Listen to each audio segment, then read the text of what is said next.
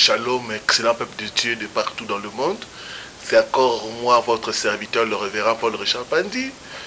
Bienvenue à votre espace d'édification et d'enseignement. C'est avec le même plaisir que je vous retrouve pour ce nouveau numéro. Nous allons prier avant de commencer. Seigneur, il est écrit, vous serez tous enseignés de Dieu. Nous voici à tes pieds, nous voulons être enseignés par toi. Montre-nous les mystères cachés de ta parole, afin que nous puissions triompher. Bénis ces instants, au nom de Jésus. Amen. Le Dieu des offrandes, c'est le thème que je prends pour nous parler. Juge chapitre 6, verset 18, et puis Deutéronome chapitre 16, verset 16. Je lis ce qui suit au nom du Seigneur Jésus-Christ. Juge chapitre 6, le verset 18. Ne t'éloigne point d'ici jusqu'à ce que je revienne auprès de toi et que j'apporte mon offrande et que je la dépose devant toi. Et l'Éternel dit, je resterai jusqu'à ce que tu reviennes. Gédéon entra, prépara un chevreau et fit avec un épha de farine de pain sans levain. Il mit la chair dans un panier et le jus dans un pot et le lui apporta sous les térébintes et le présenta. Deutéronome chapitre 16 verset 16. 3 fois par année, tous les mâles d'entre vous se présenteront devant l'Éternel ton Dieu dans le lieu qu'il choisira à la fête de pain sans levain, à la fête des semaines, à la fête du tabernacle. On ne paraîtra point devant l'Éternel le main vide. Soulignez avec moi, on ne paraîtra point devant l'Éternel le main vide. Le Dieu des offrandes. Bien-aimé, nulle part dans la Bible, un homme a retenu Dieu comme l'a fait Gédéon. Comment a-t-il pu convaincre l'Éternel, le créateur des cieux et de la terre, de l'attendre? C'est parce qu'il a proposé à l'Éternel l'offrande. Dieu aime l'offrande. Notre Dieu, c'est un Dieu des offrandes. L'Éternel a dit à Gédéon, je vais patienter jusqu'à ce que tu reviennes avec de l'offrande. L'Éternel dit, peu importe le temps que ça prendra, j'attendrai jusqu'à ce que tu m'apportes l'offrande. Bien-aimé, tu accordes une importance, tu accordes une grande valeur à l'offrande. Dieu respecte l'offrande. Dieu respecte la personne qui lui offre les offrandes. C'est pourquoi il va dire, tu ne paraîtras point les mains vides devant l'Éternel. Il dit, quand tu viens dans ma présence, il faut toujours amener une offrande. Deutéronome 16, verset 16. Dieu aime les offrandes. C'est pourquoi il dit, nous ne devons pas venir dans sa présence les mains vides. C'est-à-dire que nous ne devons pas venir dans sa présence sans les offrandes. Bien-aimé, vous devez savoir une chose. Il n'y a pas de divinité sans offrande et sacrifice. C'est l'offrande qui établit le contact entre l'invisible et les visibles. Nous qui sommes visibles, nous entrons en contact avec l'invisible au travers de nos offrandes. Nous offrons quelque chose de visible parce que nous croyons que Dieu existe. Bien-aimé, il y a un mystère, il y a de grandes bénédictions au travers les offrandes, au travers la pratique des offrandes. C'est pourquoi les diables n'aiment pas qu'on parle du message des offrandes. Parce qu'il sait qu'il y a beaucoup de bénédictions qui se trouvent dans ces messages.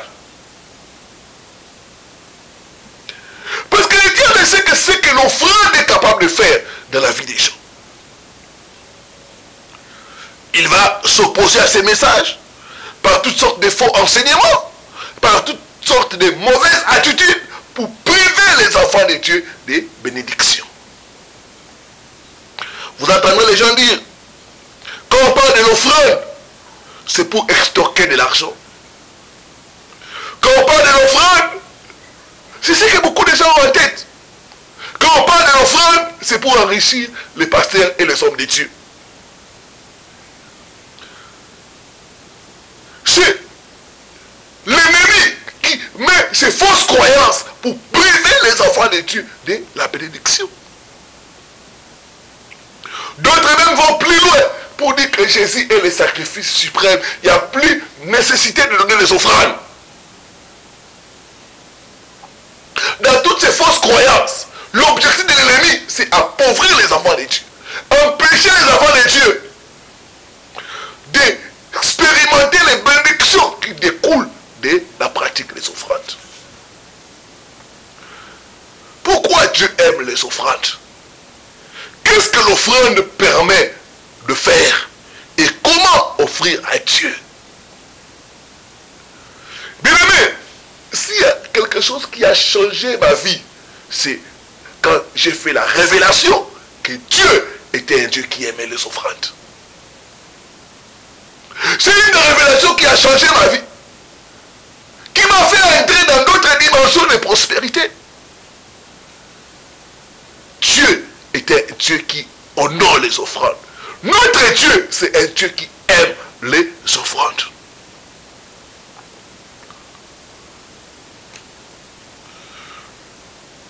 Nous allons entrer en profondeur dans l'histoire de Gédéon pour comprendre ce que son offrande a pu faire et comment nous pouvons offrir à Dieu. Dans l'histoire de Gédéon, la première chose que son offrande a fait, l'offrande permet à Dieu de te donner la révélation.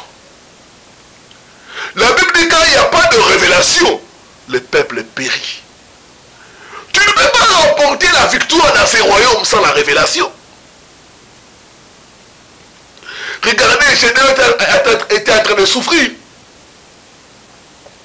Mais la nuit, il a fait l'offrande. Dieu s'est révélé à lui. Dieu lui a donné ses secrets. Dieu s'est révélé la nuit à Gédéon. Il a dit, Gédéon, je vais te montrer pourquoi tu es en train de souffrir.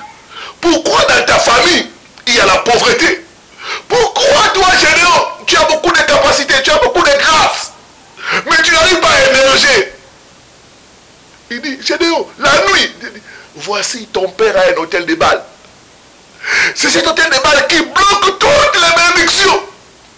Ton père a sacrifié toute la richesse de la famille. Voici ce que tu vas faire pour avoir la victoire. Renverse l'hôtel de Baal qui est à ton père. Si Gédéon n'avait pas fait l'offrande, il ne saurait pas ce qui était dans sa famille. Beaucoup de gens, nous sommes aveugles. Il y a beaucoup de gens dans nos familles. Mais c'est l'offrande qui permet à Dieu de nous révéler les choses cachées. Il y avait des choses cachées que Gédéon avait besoin pour vivre sa délivrance. Quand Gédéon a fait l'offrande, la nuit, Dieu s'est révélé à lui. Et Dieu lui a commencé à lui montrer les secrets. Voilà pourquoi il y a la souffrance dans la famille. Voilà pourquoi les gens ne se marient pas. Il y a ça, il y a ça. Voilà comment tu vas procéder. Et Gédéon a appliqué les directives. Et il a eu la victoire. Je vois Dieu te donner la révélation alors que tu es en train d'obéir à la pratique des offrandes. Bien aimé, même Abraham, un moment Abraham a reçu 3 visités. Qu'est-ce qu'Abraham a fait? Abraham a oublié sa femme. Il dit, Sarah, tu dois préparer quelque chose pour ces visiteurs. Ils ne doivent pas passer comme ça chez nous. Non, ils doivent manger, boire et enfin partir. Qu'est-ce que ces 3 visiteurs ont dit à Abraham? Allons nous cacher ce que nous allons faire. Ils ont révélé à Abraham, voilà Dieu est sur le point de détruire Sodome et Gomorrhe. Et Abraham a intercédé pour son neveu Lot, qui a été épargné. Mais il y a certains secrets que Dieu nous révèle lorsque nous donnons nos offrandes. Il y a certains mystères que Dieu nous révèle quand nous faisons nos offrandes. C'est pourquoi chaque fois dans la Bible, quand les gens avaient besoin de révélations, ils donnaient toujours une offrande. Remarquez le roi Saül et son serviteur. Les années du père de Saül étaient perdues. Pour retrouver cela, pour avoir la direction, qu'est-ce que Saül et son serviteur ont fait? Ils sont allés consulter les prophètes. Mais ils ont pas allé mais vite. Ils ont amené une offrande.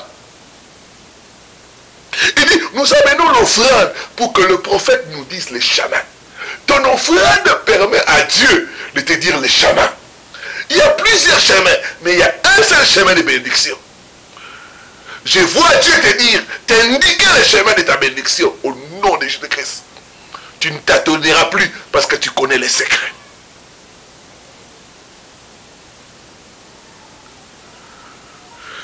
Deuxième chose que l'offrande peut faire. Ton offrande permet à Dieu de briser le cycle de la pauvreté. La famille des Gédéon était la plus pauvre à Manassé. Et c'est l'offrande des Gédéon qui a permis à Dieu de briser le cycle de la pauvreté. Chaque fois qu'il s'aimait, Madian venait ravager. Ton offrande permet à Dieu de briser le cycle de la pauvreté. Beaucoup, vous êtes là, vous êtes en train de souffrir de pauvreté. Mais il y a une voie de sortie. C'est ton offrande. Le mauvais cycle de pauvreté a été brisé dans la vie des Gédéon à cause de son offrande. Quand j'ai compris la révélation, j'ai commencé à donner les offrandes. Je suis devenu partenaire de mon église là où j'ai prié. Et j'ai vu Dieu commencer à ouvrir les portes. Et j'ai commencé à prospérer. C'est à ce moment-là que j'ai compris que les offrandes permettent à Dieu de briser le cycle de la pauvreté. La Bible dit, c'est la bénédiction de l'Éternel qui enrichit. Il l'a fait suivre d'aucun chagrin. Tu ne peux pas obtenir la bénédiction de l'Éternel sans l'offrande. Regardez tous les grands hommes de la Bible. Quelque part, ils ont sacrifié, ils ont donné des offrandes. Des qualités, ce qui a permis à Dieu de briser les cycles de la pauvreté dans leur vie. Bien-aimé, tu es en train de te battre et tu n'as rien à montrer. La pauvreté ne se termine pas. Il y a une voie de sortie, c'est les offrandes. Utilise l'arme des offrandes. Dieu va descendre et Dieu va révoquer la pauvreté pour toujours dans ta famille. Le monde dit, pour prospérer, il faut recevoir. Mais Dieu dit, pour prospérer, il faut donner. La sagesse de Dieu est plus élevée que la sagesse des hommes. L'homme normal ne pourra pas comprendre. Pour l'homme normal, pour prospérer, il faut recevoir. Mais pour l'homme qui a la révélation, pour prospérer, il faut donner. Donc, vos offrandes permettent à Dieu de briser les cycles de la pauvreté. Dans mon église, il y a un frère qui a payé le loyer pour une année. Et je suis témoin de ce que Dieu a fait dans la vie de ses frères. J'ai vu ses frères prospérer, acheter des propriétés, acheter des parcelles et construire. Et jusqu'à maintenant, il est en train de construire des immeubles. Bien-aimé, Dieu est capable, au travers de ton offrande, de briser les cycles de la pauvreté. J'ai pris au nom de Jésus que toi et ta famille, que vous puissiez sortir de la pauvreté au nom de Jésus. Il faut le sacrifice. Et nos offrandes sont des sacrifices qui permettent à Dieu de briser ce cycle-là. Troisième chose, ton offrande permet à Dieu de te donner la victoire dans tes combats. Gédéon fut vainqueur contre les Madianites avec un petit nombre parce qu'il avait donné l'offrande. Ton offrande permet à Dieu d'entrer dans tes combats. Ton offrande permet à Dieu de combattre pour toi. Il y a certains combats que l'on ne peut pas remporter seulement par la prière. Non! Il faut les sacrifices, il faut l'offrande.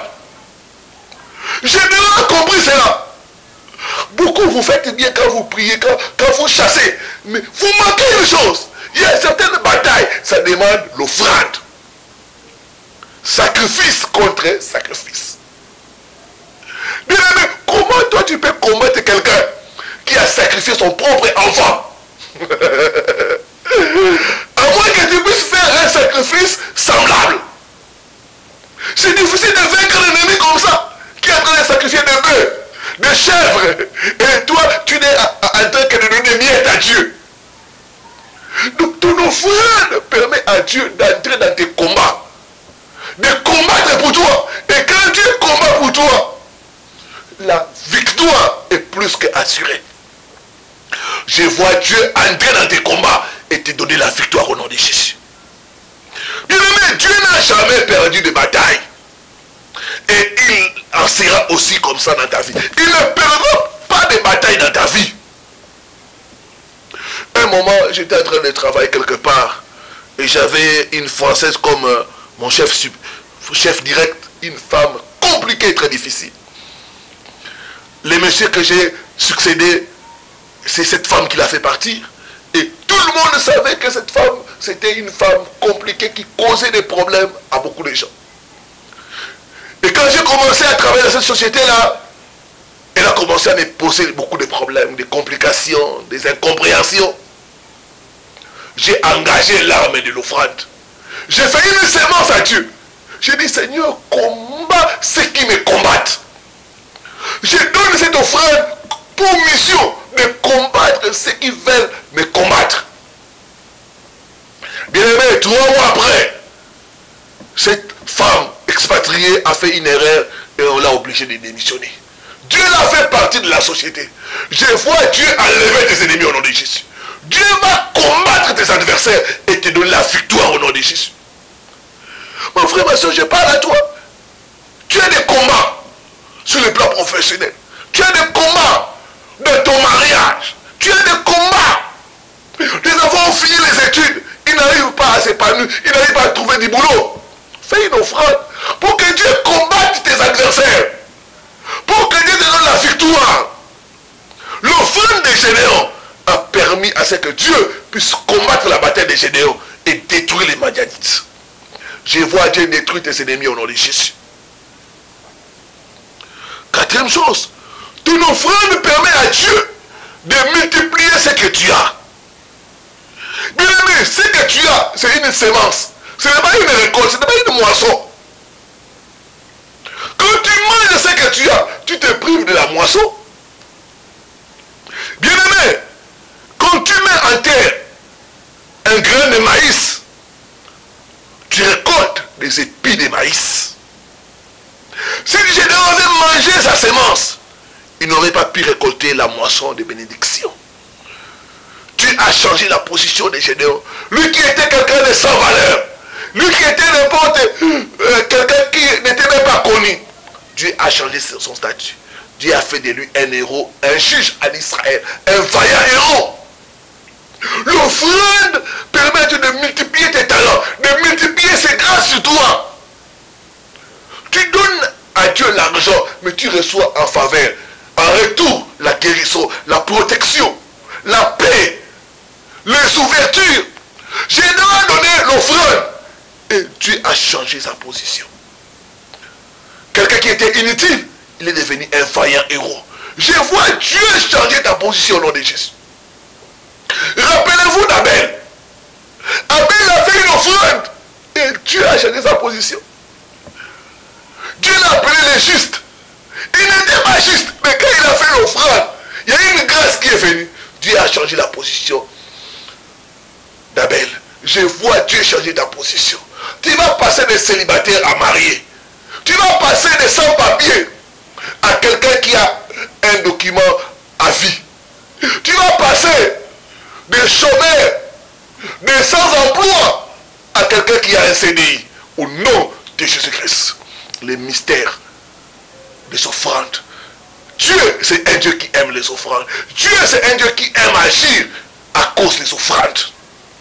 Beaucoup ont compris les secrets, ont expérimenté la puissance de Dieu. Je me rappelle quand j'ai commencé le ministère, ça ne marchait pas. Mais quand j'ai commencé à faire les offrandes, à s'aimer moi-même, J'ai commencé chaque mois à payer les émissions à la radio. J'ai commencé à payer les émissions à la télévision. Et Dieu a commencé à changer mon histoire financière. J'ai dit que Dieu va changer ton histoire au nom de Jésus. L'offrande permet à ce que Dieu puisse déverser sa grâce et sa faveur. La Bible dit, c'est la bénédiction de l'Éternel qui enrichit. Ce n'est pas par la force, ce n'est pas par la puissance, mais c'est par l'application des principes de Dieu. Comment offrir à Dieu? Il y a trois façons d'offrir à Dieu. Première chose, il faut donner à Dieu ce que l'on a résolu dans son cœur. 2 Corinthiens 9, verset 7. Que chacun donne comme il a résolu dans son cœur, sans tristesse ni contrainte, car Dieu aime celui qui donne avec joie. Toute offrande déposée à l'autel doit être accompagnée par la joie. Puisque c'est cette dernière condition qui la rend valable et productive. Beaucoup donnent des offrandes, mais ces offrandes n'agissent pas parce qu'ils ne les donnent pas de tout leur cœur, parce qu'ils ne les donnent pas avec joie. Quand tu donnes l'offrande avec un murmure, avec tristesse, en parlant, tu annihiles toi-même ta sémence. Bien aimé, Dieu n'est pas dans les comédies que font beaucoup de gens. Dieu regarde la sincérité du cœur. Si vous donnez avec joie, vous pouvez être sûr que vous récolterez. J'ai beaucoup de témoignages dans ce domaine. Deuxième chose, donner à Dieu le meilleur. David a refusé de donner à Dieu n'importe quoi. Il a dit, je donnerai à mon Dieu les offrandes qui m'écoutent. David a conservé le caractère sacré de l'offrande. Beaucoup donnent à Dieu des choses qui leur sont inutiles. La Bible dit, jette ton pain à la surface des eaux. Et avec le temps, tu les retrouveras. Le pain, c'est quelque chose qui nous est utile. Quand tu donnes à Dieu, donne ce qui t'est utile. Ne donne pas à Dieu des miettes. Ne donne pas à Dieu des choses que toi-même, ça ne va pas te servir. David a dit, je donnerai à mon Dieu une offrande qui me coûte quelque chose. Donnez en honorant Dieu. Donnez à Dieu ce qui est bon. Ne froissez pas les billets. Ne donnez pas à Dieu des billets déchirés. Ne donnez pas à Dieu des choses inutiles. Mettez dans l'enveloppe. Donnez à Dieu le meilleur selon vos moyens, selon vos capacités.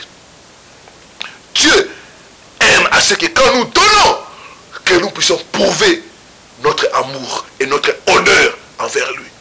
Quelque part, il dit dans Malachie, si je suis père, où est l'honneur qui m'est dû? Quand vous apportez à vos gouverneurs des offrandes, vous ne donnez pas des bêtes malades. Mais quand vous venez à la maison de Dieu, vous donnez des bêtes malades. Vous devez donner à Dieu des choses de qualité pour l'avancement de son œuvre. Troisième chose, donnez à Dieu ce qu'il demande. Genèse 2, versets 1 à 2. Il y a des moments où Dieu lui-même choisit ce que nous devons lui donner. Abraham ne savait pas, mais Dieu va lui dire, donne-moi ton fils, ton Isaac que tu aimes. Il y a des fois où Dieu nous parle, Dieu nous exige ce que nous devons donner.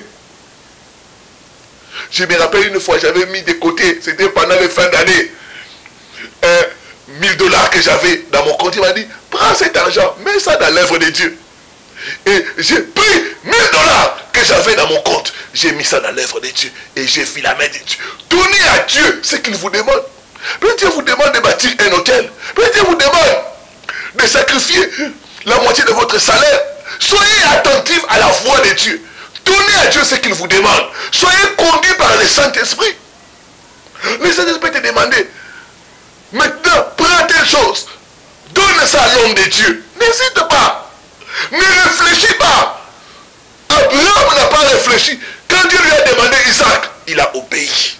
J'ai vu beaucoup de gens être bénis quand ils ont obéi à la directive de Dieu. Une fois, j'ai vu une personne venir avec beaucoup d'argent. Il me dit, pasteur, Dieu m'a dit de donner tel montant. Et quand il a fait cela, après quelques temps, les portes se sont ouvertes. Je prophétise que les portes vont s'ouvrir lorsque tu obéiras à la voix de Dieu, au nom de Jésus-Christ.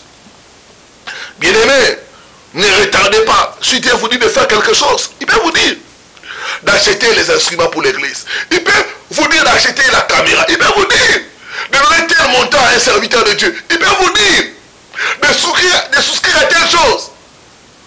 Obéissez à ce qu'il vous demande. Je me rappelle un pasteur qui ne croyait pas aux choses des offrandes. Une fois, cet homme de Dieu est allé quelque part. Et là, il y avait un autre homme de Dieu qui venait de l'extérieur. Et quand cet homme de Dieu l'a vu, il a dit, il était en train de prêcher, il lui a dit, mon frère, tu es serviteur, mais tu es dans la pauvreté. Dieu m'a dit de donner une offrande de 100 $. Je vais prier pour toi et la pauvreté va terminer dans ta vie. Cet homme de Dieu est allé raisonner. Il a commencé, quand il est rentré chez lui, il a commencé à dire, mais comment on peut me demander un tel montant? Mais pourquoi ça? Pourquoi ça? La nuit, Dieu va lui parler, dit, obéis à la voix de mon serviteur. Donne ces montants-là et tu verras ce que je vais faire.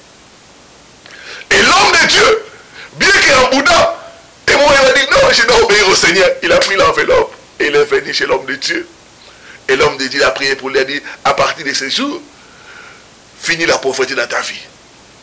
Et bien aimé, ces 100 $ a parlé pour cet homme. Aujourd'hui, dans notre ville de Kinshasa, il est invité à gauche, à droite. Il voyage. Et chaque fois, il donne ces témoignages-là. Ne résistez pas à la voix du Saint-Esprit. Obéissez. Quand Dieu vous dit, donnez quelque chose, donnez. Si Abraham avait refusé de donner Isaac, il serait dans les souffrances et dans les difficultés. Mais en acceptant de donner Isaac, Dieu a béni encore davantage. Bien-aimés, ne tombez pas dans le ruse du diable en négligeant la puissance de l'offrande. Dieu aime les offrandes. Dieu se déploie là où les gens font la pratique des offrandes. Donnez à Dieu. Dieu aime cela. Dieu aime. Le don libère la grâce de Dieu. Quand on donne à Dieu, on ne sera jamais malheureux. Quand on jette son pain à la surface des eaux, nous finirons par les retrouver. Donnez et il vous sera donné. Père, au nom puissant de Jésus-Christ, j'ai pris pour ton peuple. Je prends autorité au nom de Jésus-Christ. Je brise les démons d'égoïsme. Je brise les démons de maman. Je brise cela au nom puissant de Christ. Je prie maintenant, Seigneur, touche le cœur de tes enfants. Aide-les à pratiquer cette parole, à être des hommes et des femmes, des sacrifices et qui font des offrandes pour la gloire de Dieu. Chaque fois que mon frère, ma soeur obéira à cette parole, Père, révèle-toi. Toi, le Dieu des offrandes, bénis en retour tes enfants, qu'ils puissent prospérer et qu'ils puissent vivre ta faveur, que tu puisses entrer dans leur combat et leur donner la victoire. Au nom de Jésus. Amen. Amen. Amen. N'hésitez pas à aimer la vidéo et à partager. Et si vous êtes touché, vous voulez faire une offrande, il y a les coordonnées qui sont au bas de votre écran. Vous pouvez envoyer votre offrande à ces noms-là. Et notre Dieu, celui qui nous a appelé à faire ce travail, ne manquera pas de vous bénir. Restez bénis. À la prochaine sur la même chaîne. Shalom.